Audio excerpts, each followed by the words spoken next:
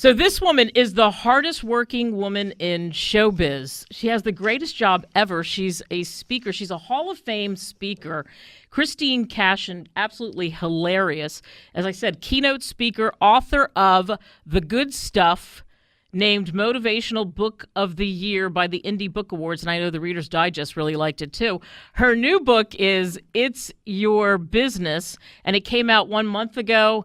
And she certainly has been making audiences laugh and dazzling them, certainly, for 20 years with class, humor, and wit, providing real-life strategies and sparking ideas, which is so important, handling conflict, reducing stress, energizing employees. I think some employees need energizing after yesterday's whiplash, like I said, on the stock market. Christine was inducted into the Speaker Hall of Fame and was bestowed an honorary doctorate from Central Michigan University. She lives in Dallas with her husband, 2 children, and a chocolate lab who's adorable. He tried to eat my hand. His name is Murphy. So, Christine Cashen, welcome to the show. Hi, Kate. Thanks for having me. Seriously, and what I named there and what you do, sparking ideas, handling conflict, reducing stress. I think there's more stress than ever with some of the entrepreneurs who are listening to us, certainly in some of the corporations. I know a lot of corporate guys are listening to us right now.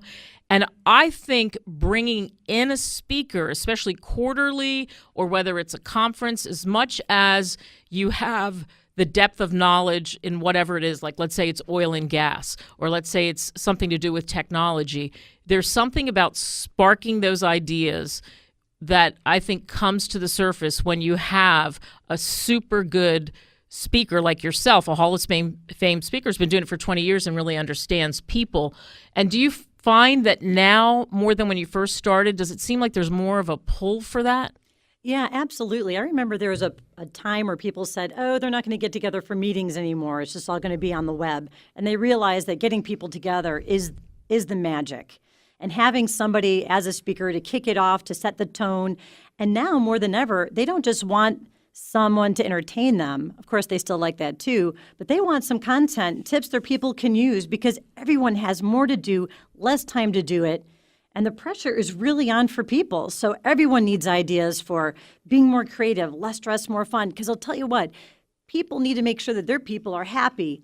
A lot of people don't leave bad jobs, they leave bad managers. So true. And how much money do you think? I was looking up statistics on this the other day, knowing you were coming in, on what it's costing companies to replace those employees, because then you have to go through the training process. Right. You have to gather the resumes, the intel, the whole thing, go through the exit process with the employees. It costs, I talked to someone the other day and they said they don't even know the exact figure because every space, every vertical is different. Like healthcare is different from IT, from technology, et cetera. But in the millions is what he earmarked it for me. And his own company, which employed 500 people, he said probably over the last 5 years for them, he would target it at least $500,000. Yeah, you've got to invest in your people. That's why the meetings industry does so well, is that companies realize to bring everyone together and investing in your people. They feel appreciated. They feel that sense of camaraderie. You've got to pull them together, not just in the office, outside the office. Right, and that's happening more with what they call the globals or millennials, because if you're hiring, and a lot of entrepreneurs hire younger people because of their knowledge with apps, et cetera, whatever the technology is, if they're looking and they're in that space. And I just did a thing for a healthcare company, Rhino, and Tusk is the name of the overall corporation, and that's most of his employees were millennials or globals, and it was the craziest thing, and Ed's shaking his head, but they had these baskets that the kids would sit in. I say kids, not like I'm 100, but they would sit in these baskets, and they had these pods and these hammocks, and they dressed however they wanted to dress. But he said they were so bloody productive that you just have to sort of take off your glasses of looking at somebody and saying, well, they're not wearing and they're not dressing well. He said it didn't matter. It was that they felt comfortable, and he made it like a nest how they would enjoy it. And so do you find that when you're speaking? Because I know you speak to all age groups, really. Yeah, I find that, like you said, with the globals, they like a sense of community. They want to feel like they're part of something even bigger and better. even if it's a social cause attached to the business. Right. But they want the takeaways too, and they want it fast, and they want it done in an entertaining way. This is the YouTube generation. So you can't just stand up there with a bunch of slides behind a podium and expect to get any attention. My goal as a speaker is to be better than their phone. Oh, better than the phone. There's a Good luck with that one. Yeah, no kidding. That's a tweetable moment, Yeah. Ed, right there, right? I actually have a couple of those. I have an 18-year-old and a 22-year-old, so I've seen the millennial thing and probably more than I'd like. But one thing I figured out, especially with the 22-year-olds, the senior at the University of Oklahoma, they don't see themselves as part of the traditional workforce. That's the one thing that I think that sets them apart. They're bit more in the culture and the culture of where they work versus the actual what they do. And that seems to be something I think that a lot of speakers, you included, tend to kind of get them to, kind of come back to the ranch and not necessarily have it be like herding cats all the time. So I think that's the one thing that stands out when we talk to her and speakers come to their campus. Because, people like you come there all the time. The question is, does anybody show up? And the answer is, yes, they do, because they are interested in hearing from someone who can give them knowledge, but they don't want it in the traditional way. Right. Yeah, you have to, and you've got to speak in their language. Right, so they're learners, so it's about learning. So if you're a speaker, so someone like you, what was it like when you first started your career compared to where it is now? Oh, when I first started, it was much more traditional. Well, when I started, it's been a long time. We used transparencies back then. It's like live PowerPoint, We used a hammer and chisel when I started my career. Exactly. And I think it was less expected that you would be very that you would really just stand there and give your information, where now it's interactive. They want to make sure that it's practical use for their life. They don't want just a talking head. They want to apply the knowledge right away. Right. So how do you become a Hall of Fame speaker? How did you start? Weren't you in broadcasting originally? Yeah, I was too smart. She bailed. Not like me. I have the opposite career. I wasn't that great. I found that I enjoyed being out with the audience rather than behind the microphone early on. I was a college recruiter, and then I joined a national seminar firm. And then I spoke for them for a while, and then I wanted to do my own message. So it's been a long process. It's been an interesting ride. And I love the fact that now more than ever, people want knowledge. Between TED Talks and TEDx, and if you want to, every day you could learn something new if you just put your mind to it.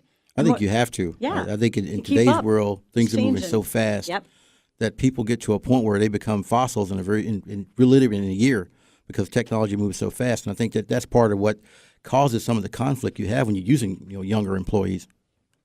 Mm-hmm. Yeah, absolutely. So when you talk about that and you talk about trying to keep their attention and not having their attention on the phone, how funny do you have to be? I think you have to make them laugh. I think people learn more when they laugh and they know that you're relatable. I think it's finding that universal truth that they can relate to. It's like I might talk about the fact that it's such a waste of time when people reply to all unnecessarily. On emails. Yes, on emails. If someone replies to all, thank you. And then 5 minutes later, you get a reply to all, you're welcome. There's like 20 people on there. And it's so great because when you have that relatable material, you see audience members hitting each other like, that's you, or I know somebody. And when you find that magic universal truth, you get their attention, and they laugh about it because it is funny and sad because we all face that.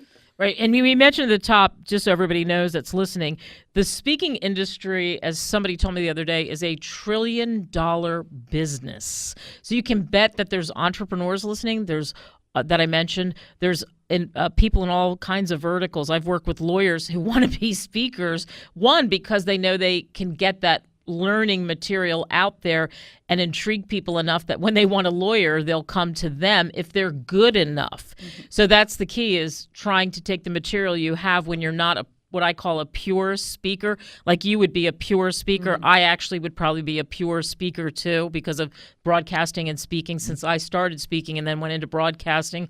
But it's interesting to look at the people who go the expertise route when there's something else. And we're going to talk about that when we come back. Also, your book, It's Your Business. And we're going to get into more about what the fees are like when you start off speaking versus if you're a Hall of Fame speaker, or you're someone like Steve Forbes or Condi Rice, who beat me out for a gig. Ed, Condi Rice beat me out for a gig. They picked her over me, and you know what they paid her? It's shocking. I could have bought 3 homes. Kate Delaney on CEO Money. We're coming back next.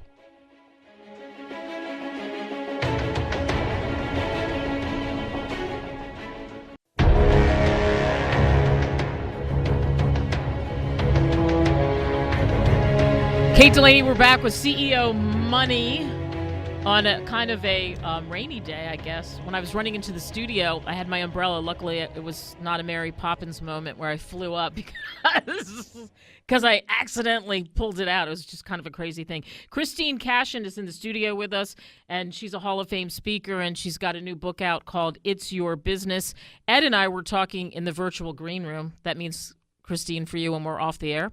And Ed had a great question, actually. He was asking about what it takes, right, Ed, to have the perseverance. Well, I've done a lot of speeches. I spoke for Opal and different groups over the years, and I know what the grind is as far as speaking in different hotels and different times. But speak to what it takes to, and from a persevering standpoint, to take it to the level that you have and be as consistent as you've been in speaking and making it to the Hall of Fame.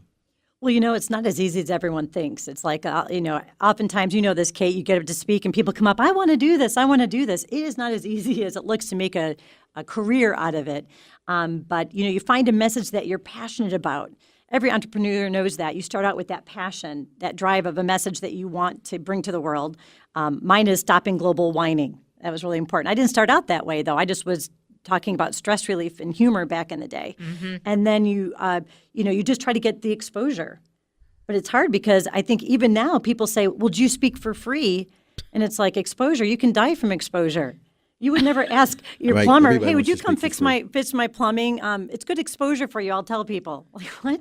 Yeah. But I started speaking for free until someone asked me how much I charged. And then I got better and more. And then, I raised my fee once I had more business that I could handle, and I realized that my expertise was honed, my skills were honed, and that could take me to the next level. Right. See, to that point that Ed's saying, one thing that sometimes speakers miss, and I had a business background, but still I had to learn, Ed, in this front, and every day I'm learning, is it's a business, isn't it? Mm-hmm. It is definitely a business. Contracts, negotiating, marketing, branding. Yeah, and it's expensive because you've got to shell out the cash to look that way, and you also have to be great at what you do. You have to be a good, solid keynoter and be able to wrap it around the company's message too. Right, and it's hard to be. They want big stage footage of you, but if you haven't had a chance to have big stage, you're not going to get the footage. Right. So it's really hard when you're first starting out, I think, to invest in yourself that way. Well, you look back at the what I call the heroes of speaking, the Tony Robbins, the Zig Ziglars, the Les Browns. I mean, those people have basically paved the way for a lot of people to speak publicly and make money for it. Once I got offered a speech job at a particular a corporation. And the guy came to me and said, if we pay you this much money, will you come speak to our group? And I thought, yeah. Yeah, the big payday. Then you think they're going to keep coming. Oh, yeah. I mean, you do get a little jaded when somebody asks you that because, the two things I think that are important as far as public speaking is concerned, and obviously this is a question for you too, is are education and inspiration. Those are two things I think that if you take those to the stage in every speech you do, typically you do pretty well. Can you talk about how you educate and inspire? Oh, wow. Well, I think you're right. Education, inspiration, also humor, speech technique. I mean, how you use your voice, how you use the space. I mean, it's more than just standing up there to me. I think for me, I joined the National Speakers Association, and it was a great investment in my business to really learn the craft of speaking and working the stage as well. I always encourage people to take an improvisational theater class or joining in Toastmasters, something to really get the experience, because I think nothing beats the opportunity of getting out there and actually doing it. The weirdest thing about public speaking for me was, this is going to sound really strange, but I'm a natural introvert. And public speaking gave me a chance to be that introvert on stage. And it was really bizarre that I would go out there and be as shy as I was. But when I stepped on that stage, it was like a different personality took over. Mm-hmm. You mentioned a couple of big names, Zig Ziglar. Everybody always talks about Tony Robbins. And Tony Robbins, I wasn't part of the National Speakers Association then, which I'm the president today of the Dallas National Speakers Association, or as we call it, North Texas. But he went to meetings in the very beginning when he wasn't Tony Robbins. When he was Anthony Robbins somewhere. He sat in the back. That was before my time. Yeah, so that was a long time ago, but look where he's taken it. So it's kind of interesting. When you look around at the landscape, I think this is the era of the badass woman. And I think women who own it, I think women who have that education, I think women who are inspirational and funny have a real chance, Ed, to just crash that ceiling on what is really a male business, I think. Yeah, I know it women really are is. making money, and I know, I mean, you are and I are in the business, and we have friends that are in the business that are doing great. But I'm saying really crash that ceiling. Who do you look at business-wise, maybe female, that could be that person besides any of the people in the room? Yeah. I love a speaker named Roxanne Emmerich. Connie Podesta, who's in Dallas, is also excellent. And I'm tickled to see that meeting planners are recognizing now we just can't have an all-male speaking presenter. We've got to have some women on the stage. Right. And I think they're recognizing you don't just need one. Right. Or a person of color. You do a really diverse. You got to diversify your platform. I think you have to have people when you have come to speak to groups who have to be, I hate to use the word, but diverse. You can't walk in with one particular agenda and use that as an agenda for speaking. And I think all it does is turn people off. You have to be able to meet people at a variety of different places. And You're absolutely right. you know, if you don't do that, then nobody will ever invite you back. Yep. How important do you think is masterminding? I think being in a mastermind is important in business, but I think it's really important in speaking. And you and I are in a mastermind together. And how important do you think it is to mastermind? Well, I think as entrepreneurs, you can feel very isolated in what you do. So I encourage everybody out there to get a group of people that you respect and admire and have maybe even different viewpoints than you to get together to share ideas, to support each other. I think it makes a big difference. Well, it was Solomon who said there's nothing new under the sun for the most part. And I think when people go through the speaking and the entrepreneurial things, they have to recognize it.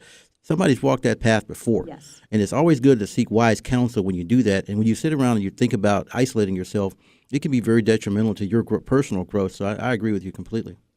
And we talked about the business side of it and having to be able to negotiate. And you talked about fees and speaking for free at first and then moving up the ladder. And I think the negotiating tactics and learning that is so critical because too often people get taken advantage of and they back off what they know they should be paid, and they just take it anyway. And I think that's a big problem in a lot of industries.